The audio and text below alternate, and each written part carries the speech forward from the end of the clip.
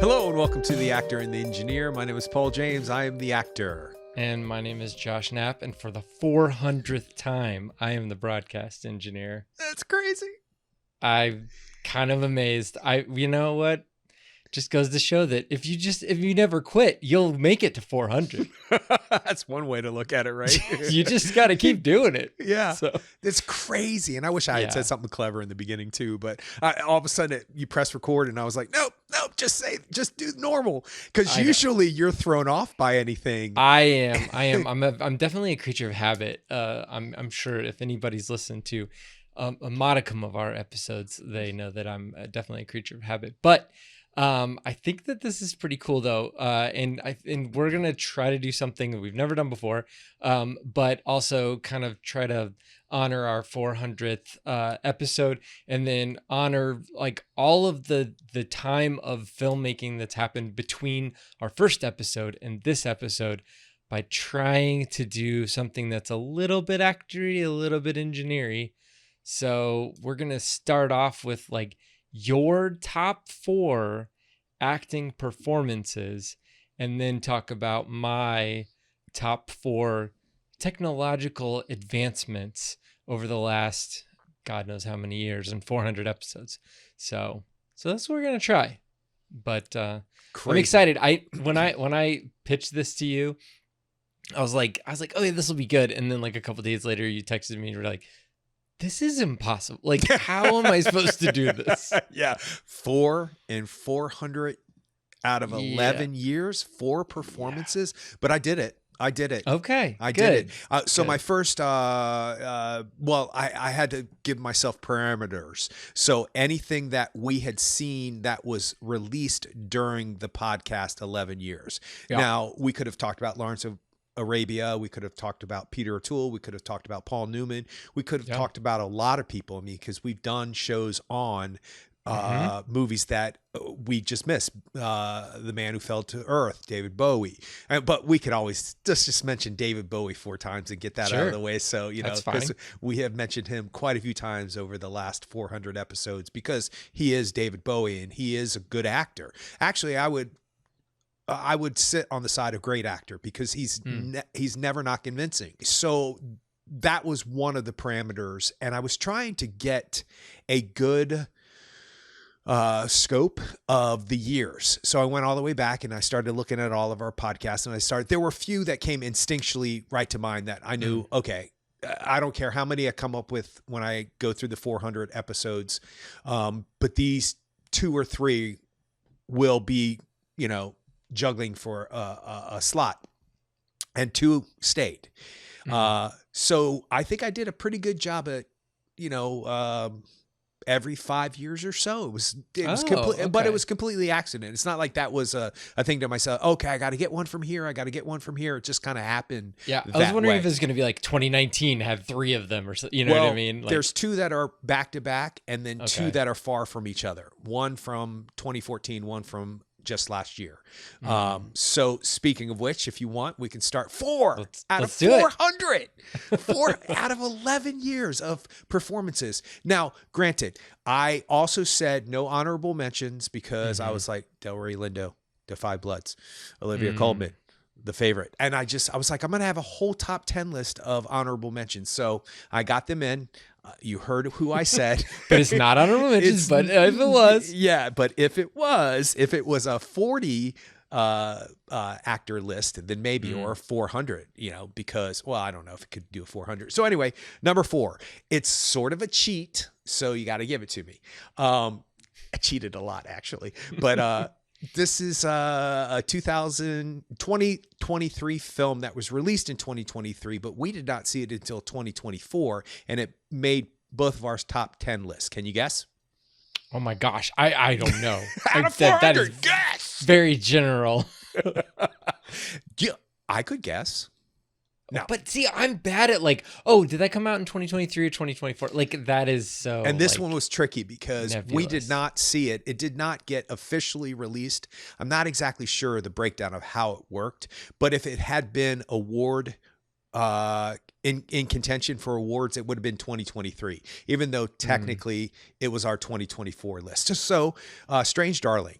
And I'm cheating because I'm putting both of them on the list because you No, can't. okay. No, listen, you Jeez. can't. They tie.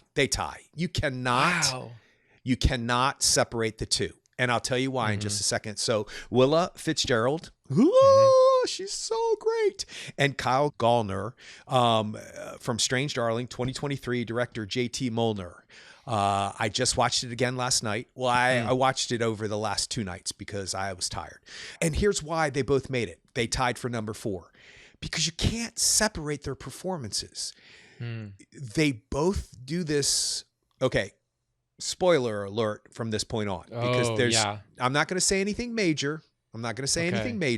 But I might indicate some things that were interesting to watch again, because this is only the second time I've seen it. It was interesting. Wow. Okay. Yeah, I haven't seen it, but this is the second time. And it was interesting to watch it knowing what's going on. And side note, do you remember when I said the truck was blue and you said, no, it's black, and you sent me a picture? Yeah. Small minor thing. Go back and watch. Is it blue? No, it's black. But go back and watch the beginning of the film. You'll realize why I thought it was blue. Or like that's what stuck in my mind. Strange. Other side note: the cops that show up at the end, that young female cop is a redhead. I would have swore up and down that she was Latino. That's why I think eyewitnesses' accounts are not good. Interesting. Because I would have swore up and down that she was dark hair, of some kind of Latinx descent, something. But no, she's freckled.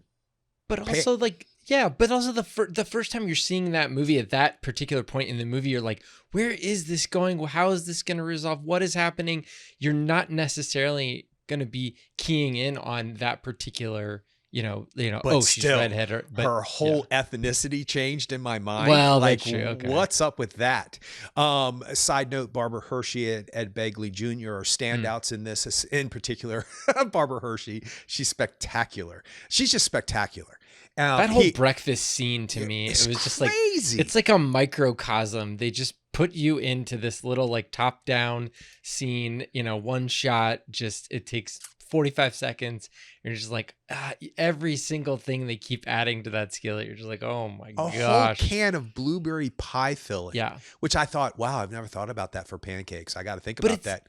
It's also kind of like a representation of their love for each other, which like kind of tells you what you need to know without giving you exposition, without forcing exposition on you. Yeah, not to go off on pancakes and butter. And if you've seen the movie, you know what we're talking about, because it's a lot of butter. It's a lot. It's a lot. It's a gross amount of butter. Yeah, it's gross. I would eat it. I mean, maybe depending. If depending. Anyway, I was trying to figure that out when I was watching this time. Is this supposed to represent their relationship? Is this supposed to represent they're just at a point in their life where they don't care anymore, that they're going to indulge because they're survivalists, doomsdayers. So might as well eat up while we can, because now we're old, and what's it going to do? Give us a heart attack? We are in that age anyway. Slap down the bacon.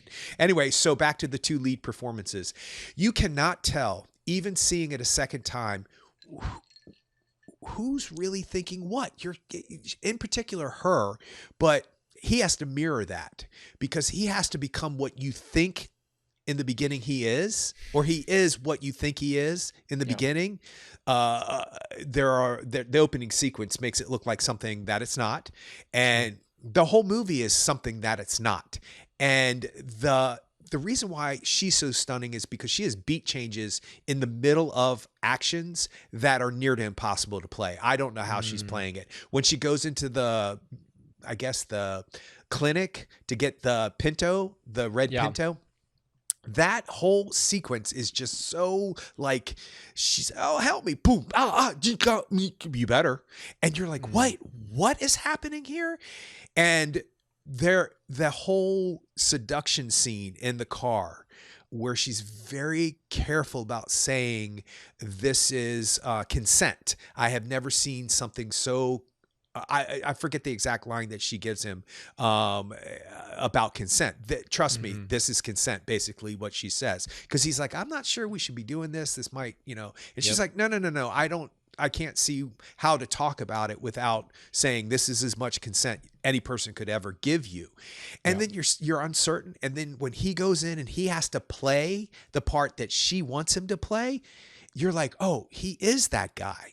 And then, no, he's not. And then he comes out of it. And you're like, wait. So tell me why Kyle Gallner's performance is as difficult as her performance. Because I do see those switches, but I don't see, like, for him, I see he's kind of like taken aback by her character at a portion of the movie, and he's reacting to that, to her character. And it doesn't seem like an active performance. It seems like a reactive performance. So that's what acting is, though. Okay. That's the hardest thing in the world, to sit on stage and listen to people and try not to overreact and try to actually organically listen. Impossible. It's impossible, especially after you've heard it 50 million times. You're just totally bored. You're like thinking about, I need to get peanut butter tonight. No, it's never like that for me. Never. Please do not think about peanut butter. I'm not saying. I'm telling myself, don't think about peanut butter, but I'm sure it's going to happen. So the play I'm doing now, there's a section where they're talking and I can't remember exactly where to come in yet. Like it's one line and it could come here, it could come there. And I'm always getting it kind of right, but kind of wrong. And then, so I'm like, maybe if I say it low enough, they'll fit it where it's supposed to. So you have to react organically. You have to remember what they're saying as if you're hearing it for the first time. And you have a line amongst a page worth of dialogue between two other people. And then they have another page worth of dialogue. And then you have a line. I mean, it's just crazy. And he has to sit there, and he also has to react with tape on his mouth and a sock in his mouth, and things being done to his body, and drugs in his body that have inhibited. Think about Leonardo DiCaprio in The Wolf of Wall Street. How the Quaalude scene, underplayed that scene is. Yeah. And the reason why it works so well is because it's so grounded in truth that it's so overplayed, but it's underplayed. He finds a way to do it in reality, and playing drunk or fighting against a drug is an obstacle. And that's a really hard thing to do. So I think Kyle's performance, and I forgot to write down the characters' names. I meant to do that. The lady, the demon. Okay. Which is interesting because are they? It's just stunning that this whole movie is really two people. And we talked about it when we did the podcast on it. We talked about how it subverted what your thoughts were and where your own mind went to. So if people have not seen this movie, they need to see it, because it is not what you think it is, although it is exactly what you think it is, but not where you thought it was going. And the fact that you prejudged, at least I prejudged everything up until the kitchen and Ed Begley Jr., up until the calling of the cops, if you remember that moment. Yep. I was like, wait, what? Wait. Even at that point, I was like, all right, there's a separate motive there. Like, she's got a reason for this. There's a reason that's okay. Okay. Yep. So going on to number 3, this was also a tough one. But I cannot get Barry Keoghan's performance out of my head from the killing of a sacred deer. 2017, Yorgos Lanthimos, or Yorgos Lanthimos, depending on how Emma Stone wants us to pronounce it. I cannot stop thinking about how down to earth that performance was, how organic and real, but also quirky is not the right word, but wasn't it like non-emotional? Yeah, I guess you could say that. Yeah. Almost like he's on the spectrum. Sure. But I mean, I've been tested. I'm just saying. But we all have our little things that put us closer to the spectrum than not. I just can't figure out. And then I saw an interview with him, and he was like, I'm not really sure what was happening in that movie and how my character was able to do the things that he did. And I just kind of went for it. And when what you know that happens in that film happens, you're like, what is he? Is he in tune to a wavelength that we don't understand? Is his willpower that strong that he's forcing people into doing things without even really doing anything to get them to go there? There's manipulation with the young girl, the young female who's his age in the movie. And he just basically tells Colin, hey, this is what's happening. And until you fix this, this is what's happening. And this will happen, then this will happen, and then this will happen. So what is it that I don't think you can logically understand, especially in a Yorgos Lanthimos film, what exactly is going on. I don't think it needs a description. I don't think it needs to have he has some kind of superpower, or he has some kind of spiritual, he's in touch with some kind of layer that allows him to manipulate human beings. I don't think it's important to define it. It's allegorical. I mean, really is what it comes, absolutely. What it comes down to is it's representing a real thing, but it's not a real thing.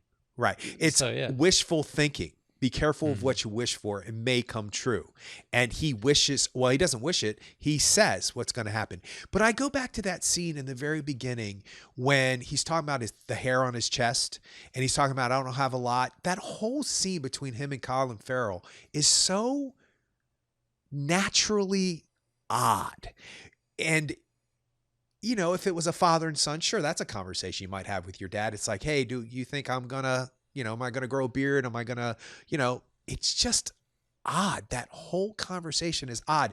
And Barry Keoghan plays it so real and so organically that it all made sense to me, even though none of it makes sense. If you break it down, if you were to tell that story or read it out loud to somebody, they'd be like, wait, how did that happen? It doesn't say. But Barry Keoghan, and also, side note, a little bit of a cheat, Barry Keoghan in The Banshees of Inisherin and his Oscar nomination just broke my heart. So I had to put him on the list. He was one of the two that came organically immediately to my head when I thought of the top four. One of the two that stayed on the list and did not go anywhere. And the next person who came to mind instantaneously was number two, Regina King. And if Beale Street Could Talk, 2018. So just to recap, 2023, 2017, and 2018. So a little bit of a variant. Yeah. Pastiche. Yeah. So I was curious to see this movie again. I can't remember if I saw it a second time after the first time I saw it. I know I didn't need to see it again because I know exactly what she did, and I know exactly what happens in the movie, and I know exactly how I felt about it. And I was almost a little scared to see it again. I'll be honest with you. Not because the movie's scary, obviously, but that scene with the wig. And let me tell you, it got me again, dude. It got me again. And I'm also very right now because I'm doing a play, and it doesn't really take much to get me here anyway. But I'm a little bit of raw nerve right now. And as soon as that scene, when she gets off the airplane and Barry Jenkins stops the camera, she walks right up to it. I was like, oh no, I'm going to go down.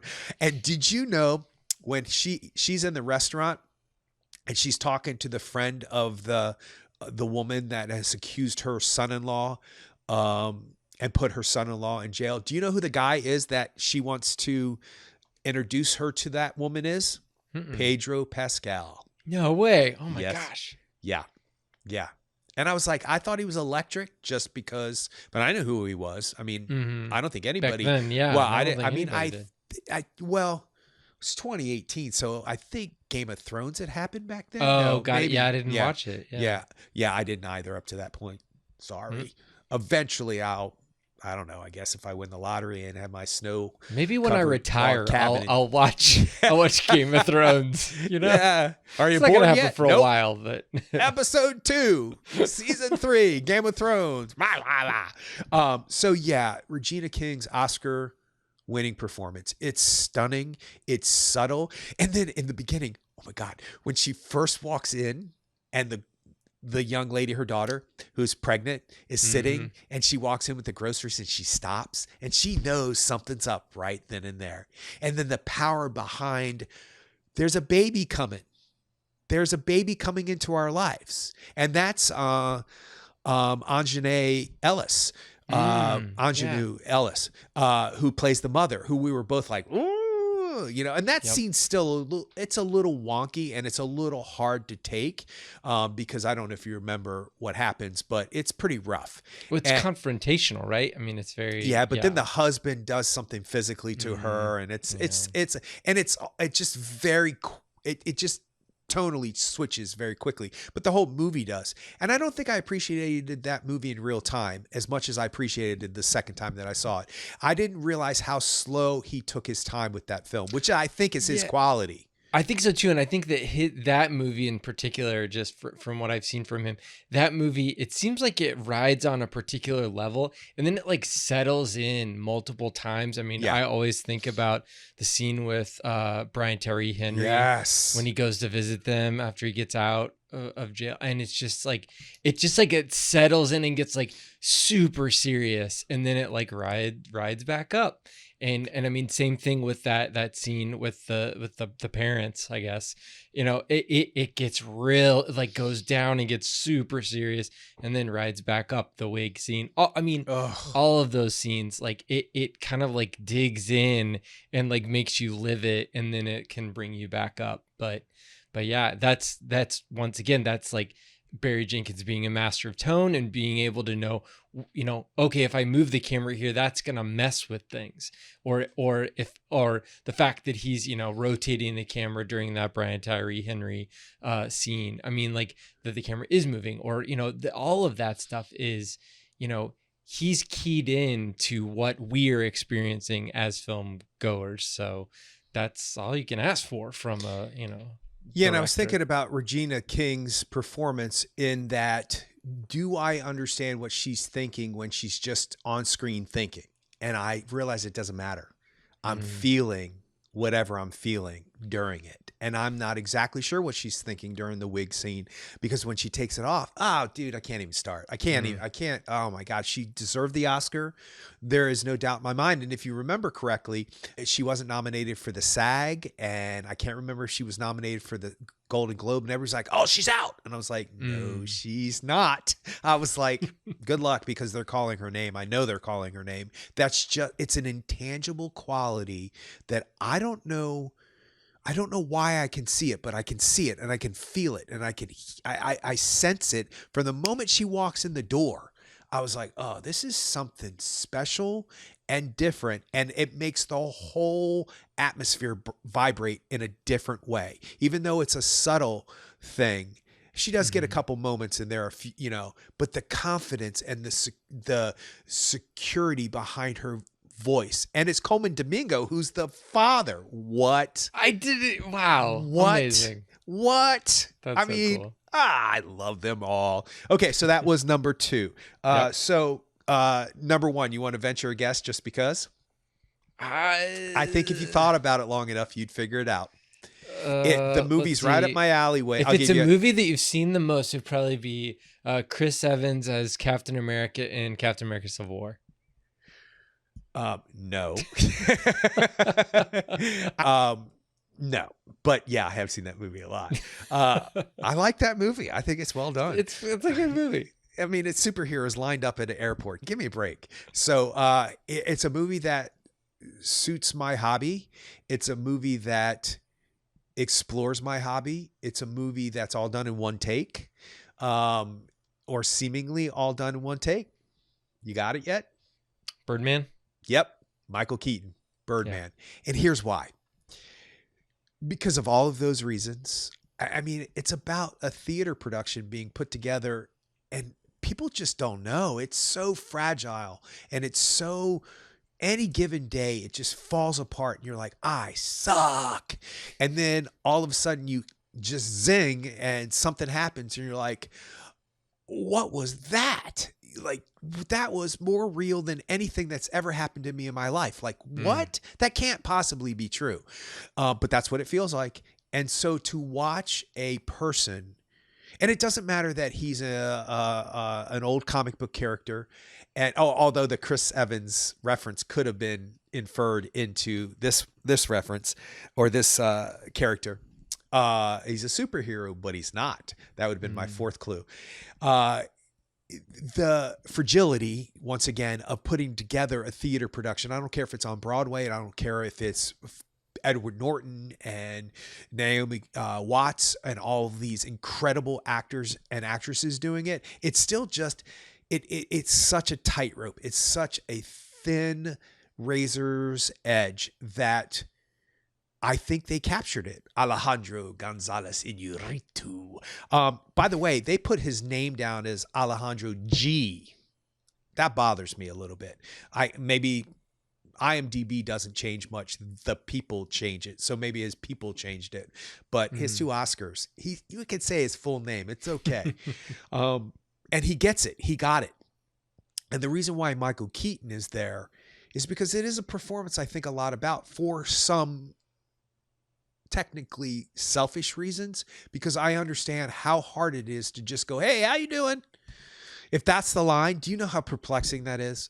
Maybe not to Daniel Day-Lewis, maybe not to Jack Nicholson, maybe is not it the to Ricky Bobby what do I do with my hands thing? Like it's that, and it's like, it's so weird too, because you'll be doing it at home and you'll be rehearsing it with somebody else and you're running lines and you're like, I'm great. This is brilliant. And you go in and you're like, what did I just say? And all you can think about is how hollow it was and how incorrect it was. And all you're doing is saying, shut the door, please. And you can't figure out why you cannot say it like a normal human being can say it.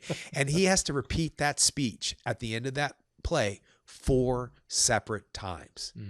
And when he finally comes in and does it, it's heartbreaking. It's so beautiful. It's so like, oh, that's when he got it right. And I know that feeling to a degree.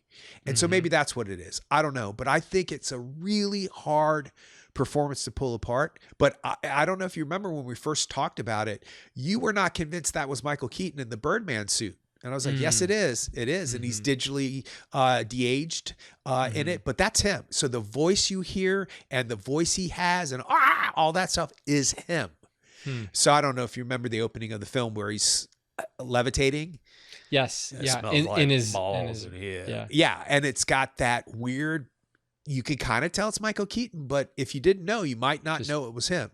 Yeah. Ironically, if you think about Lincoln, and how Lincoln with Daniel Day-Lewis opens, it's from behind his back or behind his head. And same with Birdman. So those 2 actors are talking, and I had no idea it was them talking, even though I knew both of them were in this movie. And I obviously knew that was Michael Keaton. And I should have known that was Daniel Day-Lewis. But I was like, who are these people talking? Why are they doing a different dubbed over voice for these 2 actors? And then and you're like, that's them.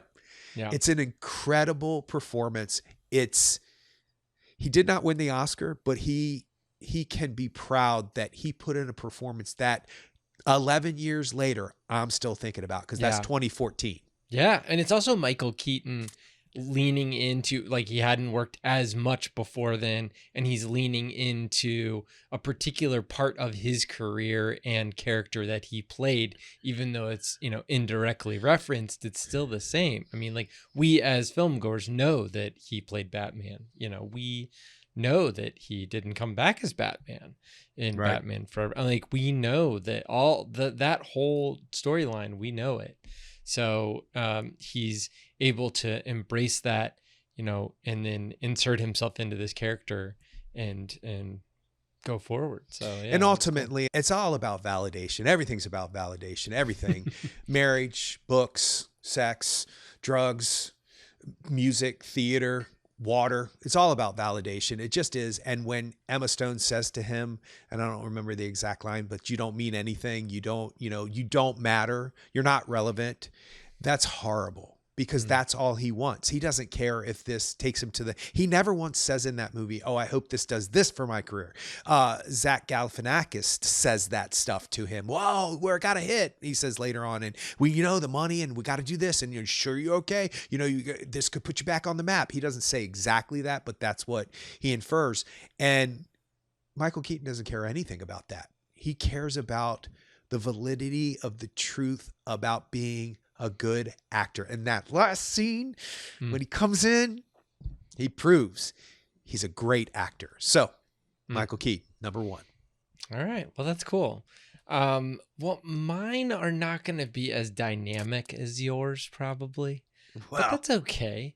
So I definitely can't speak to acting as well as you can, but hopefully I can speak a little bit to technological achievements over the last 11 years, over our last 400 episodes. And it was kind of like, so, I mean, for me, a lot of things started changing, especially early on in our the beginnings of our podcast, and that is one of the biggest things that I think has actually lasted the whole time we've been doing our podcast, is in the movie going experience. When you go to the theater, film projection was hit and miss, and over the last 10 years or so, digital film projection has taken over in all of the theater chains. Like, you can't really go to a theater and have, consistent 35 millimeter prints of movies. They just don't even strike them anymore. They don't make them.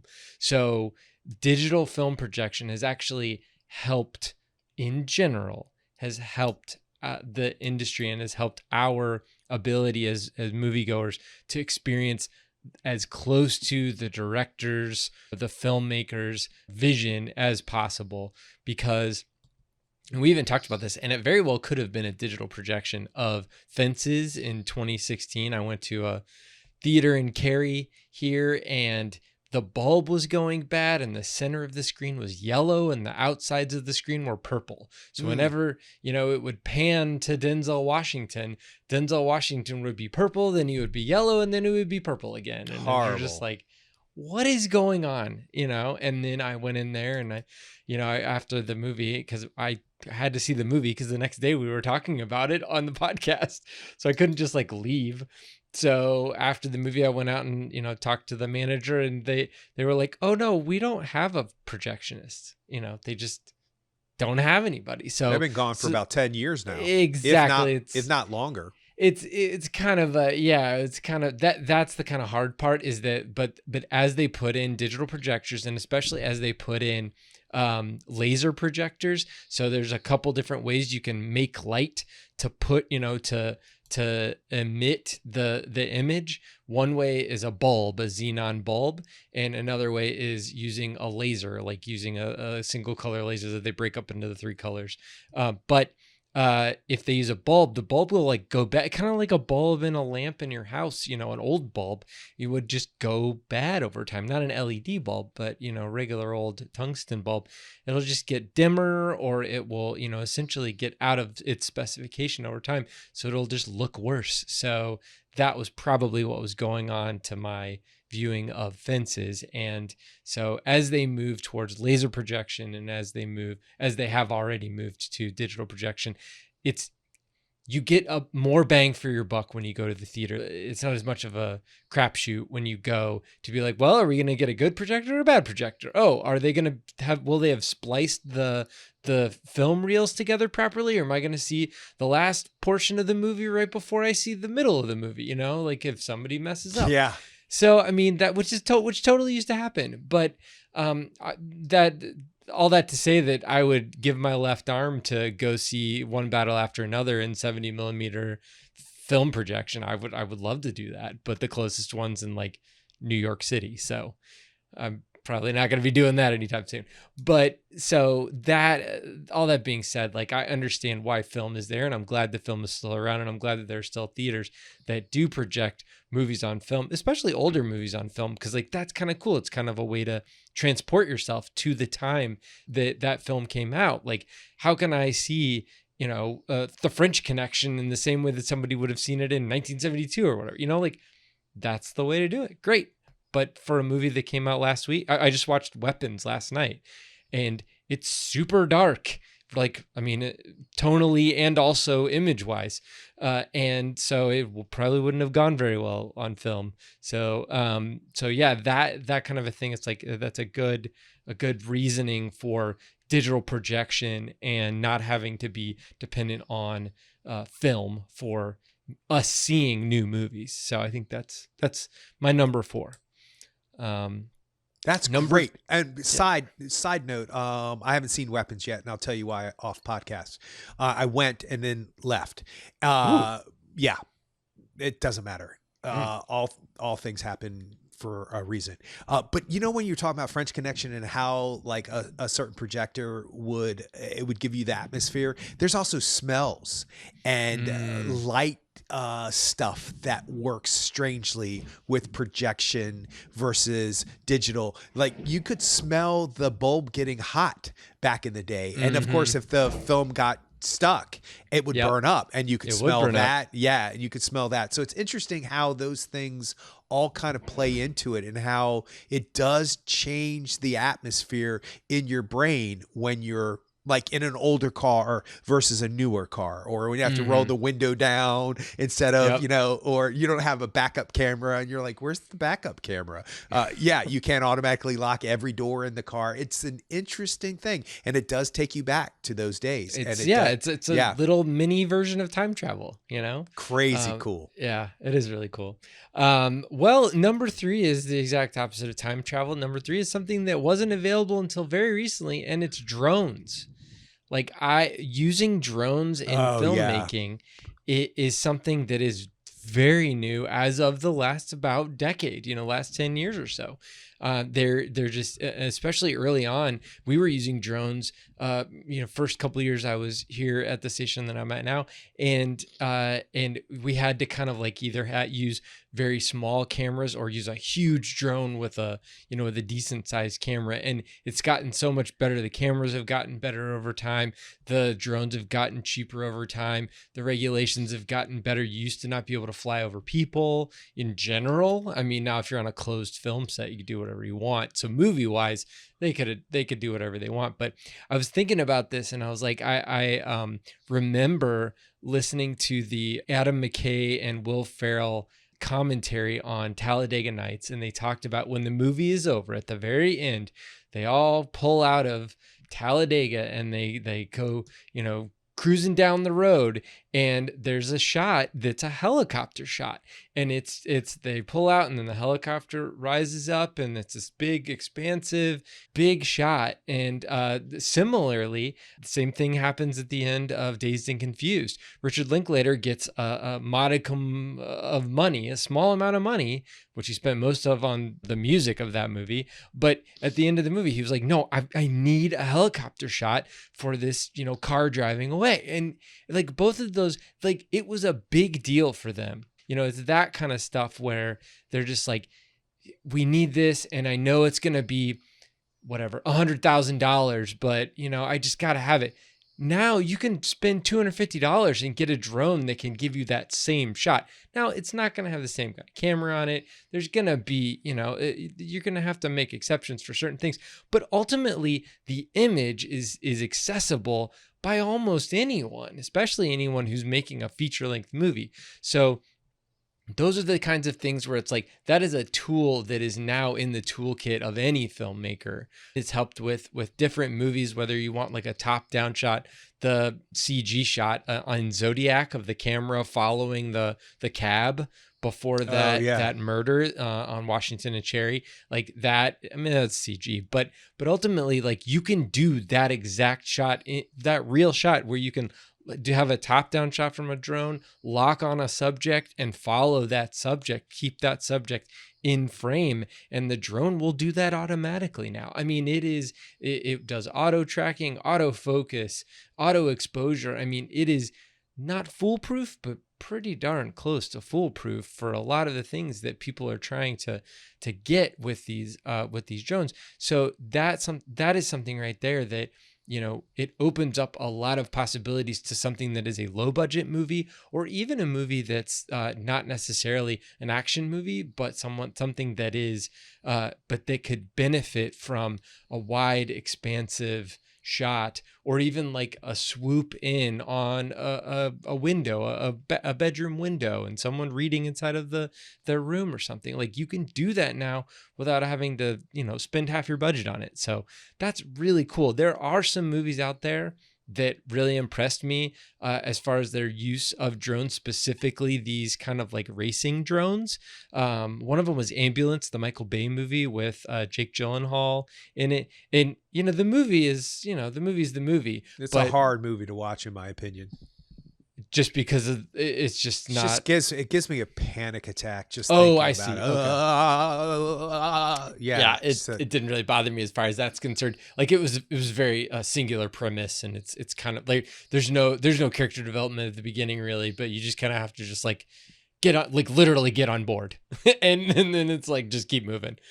Don't think too much, just get on board and keep moving. So, but the way that they use those drones, I mean, they're taking drones underneath vehicles that are jumping over them. They're doing all kinds of stuff. They're literally having a drone start inside of a car, go through the sunroof, and then come out and follow another car. I mean, they have innovative ways of utilizing their tools, and it's dynamic. I was going to say it's dynamic storytelling. I guess technically it is dynamic storytelling, but it's not necessarily about the character, but it's about the situation, the scenario. Six Underground is another one that I think that might be Michael Bay too. But yeah, where it's like Ryan Reynolds in it and stuff, and they were utilizing drones in a similar way where they're kind of like passing by cars and things like that. So, I mean, there's other movies that use drones. You just don't know because you just assume it's a helicopter shot, but it's not. It's a drone shot. They rarely will do helicopter shots now, unless it's like Mission Impossible or something. And he's got to hang out of it. Exactly. Half naked. But those guys, I mean, he's using sandals jets on for that stuff. Yeah. I mean, they're going crazy with those. But if it's a John Wick or something like that, then it's going to probably be utilizing a lot of drones. I think that's really interesting. I would have never thought of those first two things. I didn't know where you were going with this, but I just didn't know where you were going with it. I didn't know if you were talking about technical shots, you were talking about what. But see, I think that's exciting that I have now realized, wow, drones are really being used. And then, of course, you just gave a bunch of great examples. And side note, every time you do that helicopter shot, most of the time there's a helicopter shadow. And that's and it's a lot of movies that can't hide it, especially if it's in the sun, especially if they're in a mountain range or whatever. If something's following something else, you can see the other helicopters reflection. And I would have never thought how much times have changed when it comes to certain shots.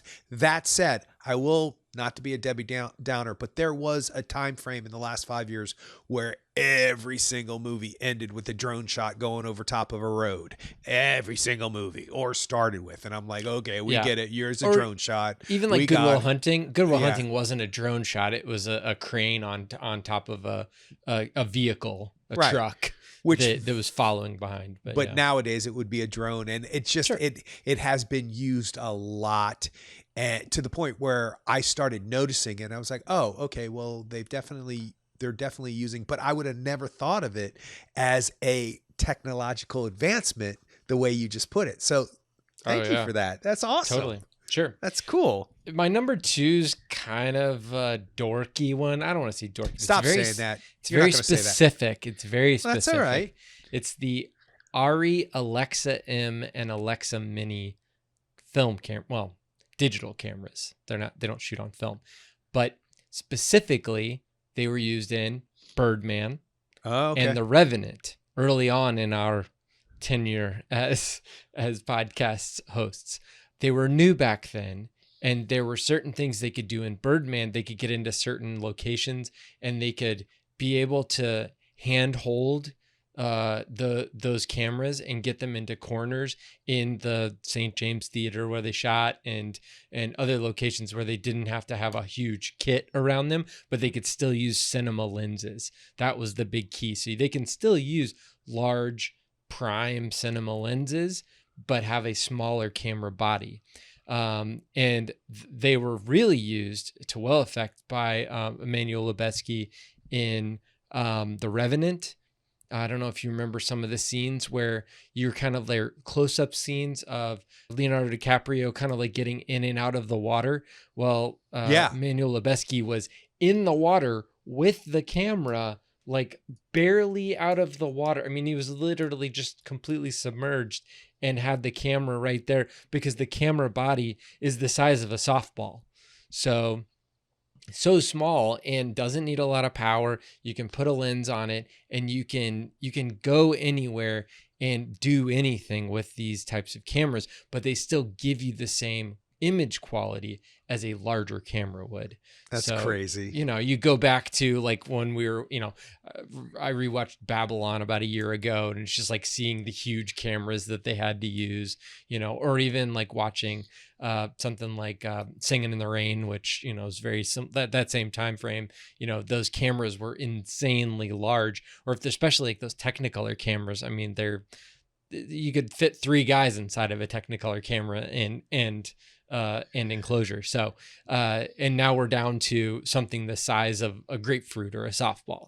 So that right there is, and they've made them even smaller since then, but that was the early days of that, where they could have a large sensor, a large digital sensor on a digital camera, and use natural light, because they didn't do a lot of like extraneous lighting in The Revenant, for example. It was just kind of whenever the sun was out or whenever it was cloudy, let's go shoot. So those types of things allowed for those shots to happen, and allowed for the camera operator to be in spaces they couldn't be in. A couple other examples, David Leitch used it multiple times in John Wick and Atomic Blonde, especially like the scene in Atomic Blonde where it's kind of like a oneer where she's beating up a bunch of guys in the stairwell. And, oh yeah. I don't know what it is, 4 minutes long or something. I think there might be a couple cuts in there, but the camera operator, like when you watch that a couple of times, you're like, wait, how did the camera get from point A to point B? Because like there's not any room. So they're able to essentially like swing the camera, and the camera operator, they're able to kind of like sneak past the actors and the stunt people, and they're able to, you get to move the camera wherever you want. You don't have to fly a wall. You don't have to remove a wall to get the camera to be in the right position anymore. You can just place the camera there, and you can mount it against the wall. You could do whatever you want, because you're not having to deal with the infrastructure of a large body camera, and you still get the same filmic quality of the image. So those are just a couple of examples, and since then there have been multiple companies that have made small body cameras and smaller body cameras with even larger sensors, just because they're able to do that. We've seen it in, I just watched F1 a couple months ago, and they're using a Sony camera that's very similar, where the image portion of the camera that has the lens on it is the size of a peanut butter and jelly sandwich. And then it's got a cable that goes to the rest of it that records everything. But the actual thing that captures the image is, piece of bread. No big deal. Well, I wonder how. I sometimes wonder what it would be like to like go in the past and see what those cameras were really like, and I wonder, if somebody could come to the future from those cameras back in the 30s and 40s, what they would think. I don't think they can conceptualize it, but no. I guess a lot of technical people understand how things advance, and how they're wishing something could happen. Because what's the saying? Necessity is the mother of invention. So yeah. So there's some guy out there 15 years ago going, I'm not going on a raft with a big camera. I need to figure this out. They need to do this, this, and this. And then somebody figured it out. That's amazing to me. And I also think about how daunting those cameras are. The big black void of those cameras. And, I've only been in front of a few of them. And of course I've been in front of phones and stuff and digital stuff nowadays. So it must be easier on some level for the actor to just let it go by, because it's this big now. Instead of it being, this big black void, it's just this small thing that somebody can attach to the top of their head, and vice versa. Yeah. And, 15, 20 years from now, they're going to have microchips inside people's eyes that's going to record things and stuff like that, or glasses, which they have nowadays. They do have glasses. Yeah. That's a really interesting thing. It's so interesting how your brain works versus mine, because I just don't think about those things. I think, God, that shot was great. How do they do that? But I never really think to myself, well, I can find that the out. end. Yeah. That's like me when I watch magic, you know, people are like, whoa, that's so cool. How'd they do that? And then they just like move on. What's for dinner? Yeah. But I'm like, no, how did they do that? Yeah. Like I need to figure it out. Yeah. Well, you know what's interesting about both of us is that yours can be figured out. Technically. That's true. Technically, you can figure out. There's an answer. Yeah. There's an answer. There's A plus B equals C answer. Mine is not. Because how Regina King did what she did. I mean, I can sort of understand it, but I don't tap into that. That's not what I try to do. And if I did, I think that would be a big failure. So it's interesting how you got a better gig. I've got measurables. I can actually, just like check the box and say, yes, this is how it works. That's interesting because this is kind of what this play I'm doing is about. Facts versus fact checking. Versus heart and perception, and whether or not if something happened on 2 different weeks, but yet they related to each other, can you report them on the same day, or is that wrong to do because factually they were 2 different days? But the heart and the perception of the piece matches them together, which gives you a different feeling. So it's okay to report them on the same day. Interesting. That is interesting. Anyway, I'm excited to see. Yeah, I'm excited to see because I've just read the like abstract of your play, so that's about it. So. We'll see.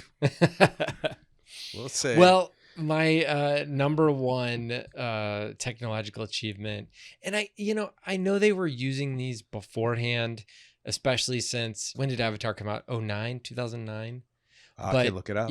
Virtual sets is my number one, and it's not even necessarily like in general green screens have been around for 50 years, like the ability to chroma key something, the ability to composite someone, to take one camera shot and put it on another camera shot, or to take a camera shot of a person and put them into a computer generated environment. That's been around for a long, long time.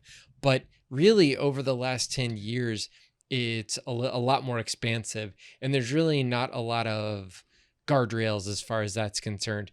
The show like The Mandalorian, and they're starting to do this in a lot of movies now too, are utilizing LED walls. It's just a big wall, a big video wall, like they would use at a U2 concert, for example. Gotta love that. Yeah. So let me ask you this. So when I was watching behind the scenes of the new Superman movie, and they showed you Lex's control room, and they went from these black walls to all of a sudden outside, and it was 3-dimensional, and it looked like if you fell through that wall you would fall down. That's the digital wall that you're talking about.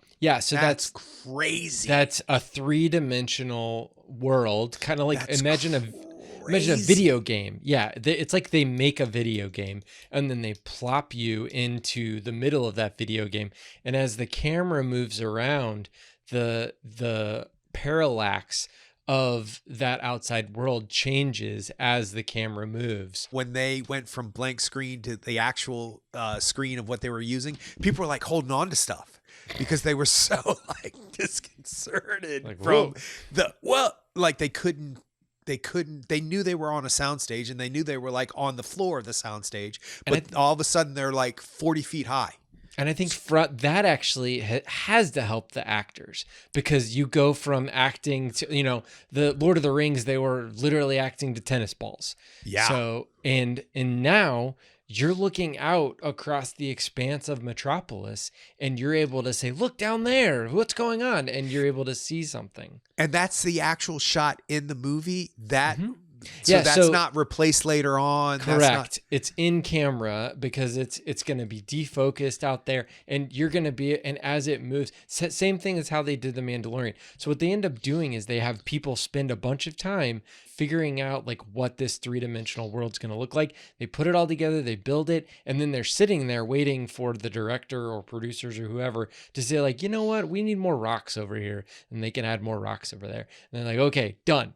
Now let's shoot a take, and then they shoot a take. And when they're done shooting that take, there is no post-production necessary. That's crazy. So the Mandalorian specifically, he's got a kind of chrome helmet. So it reflects. it reflects. So they have an LED wall on the top above him that is emitting what it would look like in the sky. And so that sky light is reflecting off of his helmet. That's very difficult to do with a green screen. So yeah. You win. Your segment wins. That's incredible. So you just said you saw the first episode of Peacemaker. So what are they doing with his helmet with the camera and stuff? They're digitally removing, because it's reflective as hell. Yeah, they can digitally remove the reflection of the camera, but they can also, like, with if it's completely spherical, then the camera is going to be very small on the helmet. You probably wouldn't see the camera reflection, but they probably are digital removing it when you see it as well. But yeah, all that stuff's in camera like that, and that saves time on the back end. Yes, they're spending time on the front end, pre-production, but then if you're able to save time on the back end, then I mean that right. So do you think that room that he goes into in Peacemaker is all a digital? What do you call it? Digital? I think it's a mixture. There's things that he can interact with, like the little trash can that the alien guy throws his thing into, and the helmets and stuff. That's all practical. But when it goes for forever. When the eagle starts flying into the, close to the ceiling. Yeah, there's no ceiling. There's none of that. That's all. But see, that's probably CGI. That right there. That's probably CGI. Not. You think? Yeah. So anything that's kind of like looking over across a horizon, I think you can do with an LED wall. But then once you start really zooming out and getting a low angle shot looking up, they're probably gonna end up replacing a lot of that. Now they can shoot it on a volume. They can shoot it on an LED wall volume, and then also replace it, because they have all kinds of telemetry data from the camera, and they can say, okay, everything below this level is from inside the camera, and everything above this level is now CGI. We just get rid of it. It's become a lot easier to kind of just mess around with that stuff and do whatever you want. The limiting factors are reducing to the point where you can kind of do whatever you want. So the good part about that is that you get a lot more bang for your buck. The bad part about that is that when anything is possible, you really have to make a creative choice. You're not going to be hemmed in by the shark not working in 1975 when you're shooting in St. Martha's Vineyard. Right. You're going to... The shark's going to work. Right. And so the editor has to say, hey, it would be scarier to not show the shark, or Steven Spielberg, but they didn't have a choice in that film. Exactly. The reason why the film works so well in the first 40 minutes or however long it is because you can't see the shark because they didn't have the shark. So The Matrix has you, Neo. Man, I am going to go to bed thinking about we're living in a simulation, because that to me right there is mind-boggling. That is so fascinating. I'm not sure you're correct that my segment was maybe more emotional, but whatever that means, who cares? Obviously we can fake emotions now. But the fact that the infinite possibilities, and it's transposed to stage too, because Stranger Things, the prequel, the Harry Potter, Cursed Child. Yeah, Cursed Child. That's all got digital. A lot of that stuff is digital LED screens, or whatever you want to call it. I guess LED screens. That's just craziness. That's crazy. That's crazy. Yeah. I think the cool part is that you didn't know about it, but you have seen a lot of stuff that has used this, and it didn't break the reality. Whereas I had no idea that I thought they were shooting in an old airport where the what am I thinking of, the guys who control the aircraft controllers. Controllers. I thought they were filming in that, and that was an actual city underneath them. I had no idea. That's The Matrix has you, Neo. I think the clouds prove that we're in a digital simulation or a computer simulation. Just look at the clouds. The clouds don't look right. They don't look right. Do you know how we're talking about the old technology where they used to cut things out and paste it and then film in front of it and all that other stuff? There's a line that goes around some clouds that look like who's ever running the simulation is just like, no one's going to notice the clouds. Go. Don't worry about that. We're not having a storm today. Go. Send it. And you're like, wait, that looks weird. And then, Nope didn't help either. That's true. But that's so crazy. I'm lit up about it. I'm just lit up about the fact, the infinite possibilities of. And did that come from like the virtual VR games? And did somebody think, oh, well, why don't we do this on? Yeah, they're using Unreal Engine most of the time. I mean, either Unity or Unreal Engine, and those computer break that programs. down. Okay, they're computer programs. Okay. They're well, 3D. To you know what that means. I have no idea. Fine. That's fine. They're 3D computer programs that are used to make video games. Crazy. So instead of making a video game, they're going to make a 3D world that's now Tatooine or whatever, We're living in the Matrix. We are living in. We have to be. We have. And then what's his name? Neil Tyson DeGrassi. Is that his name? Neil deGrasse Tyson. I always get it mixed up. He was like, I can't count it out. You're like one of the smartest brains in the world. What? I mean, okay. I mean, statistically, like this is the easy answer, but statistically, we are probably living in a simulation, because if there's an infinite amount of simulations possible and only one reality, then that's like a 1 in an infinity chance that we're not living in a simulation. Wait, what? I don't want to know. Don't explain that to me again. Don't explain it to me again. No, I don't want to know, because I already have enough trouble with reality. Forget. What now? So you're saying that you're saying the clouds are fake. You're saying that they didn't spend enough time cutting the clouds out. So that's right. Yeah. So, but hold on. But see, you can even look at, what is the Lorax? Isn't that one of those things where it's like mind there's a whole blowing community when I was a kid. Mind blowing when I was a kid. On a head of a pin, and I could have drowned because I would get my face so close to the water to try to see the downs inside the little water bubbles. And then my mom be like, "You're gonna drown yourself. Stop! I'm gonna find the town for the Lorax in the water, Mom." And she's like, "What?" And then like St. Elsewhere, right? They're all in a snow globe, but in that kid's mind, but that's still real to them. Krampus. I never watched Krampus. Ooh. Okay, so but wait, that doesn't make me feel any better, because here's why. Oh, you started it. Because then I want another simulation. I want to change some stuff. Isn't that what reincarnation is? Isn't that the whole like reincarnation thing? It's like, oh, well, now you'll come back as a dog who is owned by a rich person or something. I don't know. I want to come back just like this, but I got a few alterations. Oh, okay. I had a few things.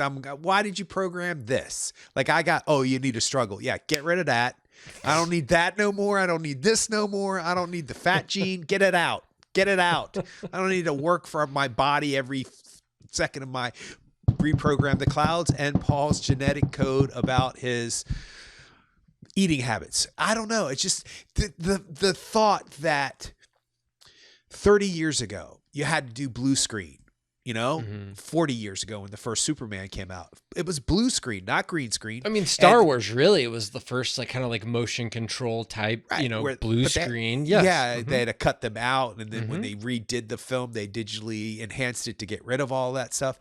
To think that we've come this far, but that's always mind blowing to me how far we've come in such a short period of time. It's hard to not. What was I thinking about the other day that I was like that? Oh, Isaac Newton. How did he develop and think of all of those things in his lifetime before he was 26? I can't even say it all because I don't even understand it all, but it was like gravity and all of this stuff before he was 26. He was visited by ancient aliens. Something had to come up. Like, how did his brain do that? And when he had a problem, he was like, okay, give me a sec. Let me go back to my chalkboard and figure this out. And he figured it all out and came back. Here's the answer. How do you do that? Like, I can't even figure out if the socks that I have are going to scrape my feet during the day, or if these are the good pair that's not going to hurt the heels of my feet. I can't even figure that out. And halfway through the day, I'm like, damn, these are the wrong socks. Damn it. Yeah, you can make other people feel things though. That's a totally different skill set. That's something. Don't make me cry at the end of the podcast. Thank you. Yeah, because I feel things. That's the only way. That's the only way. It's a different skill set. Okay, I feel better. There you go. I feel better. This is great, man. This was great. Happy 400th, by the way. Happy 400th. Congratulations. It's a really cool thing. I am proud of us. I think we've come a long way on some level. At the same time, we've stayed the same. It's been a thrill. I've enjoyed all 11 years of this. So thank you. And I hope it to continue further until we're simulations and we're just going to upload our consciousness to the cloud. We'll have AI make our own Cry podcasts. now, Paul. Sorry, I'm crying. Oh, that seems appropriate, doesn't it? Definitely. All right. Well, you can check us out on the web at actorandengineer.com. You go to facebook.com/actorandengineer. We're on YouTube. Just search for the Actor and the Engineer podcast, and we'll see you next time.